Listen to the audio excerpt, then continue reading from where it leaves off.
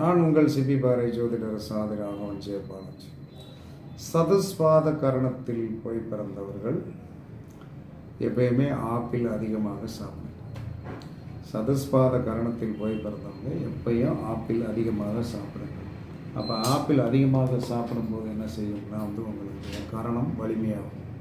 அப்போ சதுஸ்பாத கரணம் என்று சொன்னால் நாய். அப்போ சதுஸ்பாத கரணம் என்று சொல்லக்கூடிய சதுஸ்பாத கரணத்திற்கு குருதான் அதிபதி. அப்போ நாய் அப்படிங்கும்போது ஆப்பிள் பழம் சதுஸ்பாத கரணத்தில் பிறந்தவர்கள் சாப்பிட அவங்க கரணம் இலகுவாக வேலை செய்யும்.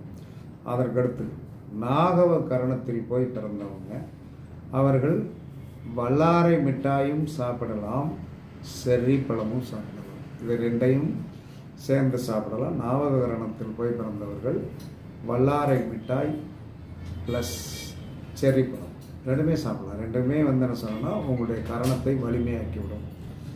அதற்கடுத்து கிம்ஸ்துக்கண கரணத்தில் போய் பிறந்தவர்கள், கிம்ஸ்துக்கண கரணத்தில் போய் பிறந்தவங்க ஆரஞ்சு பழம் சாப்பிடணும்.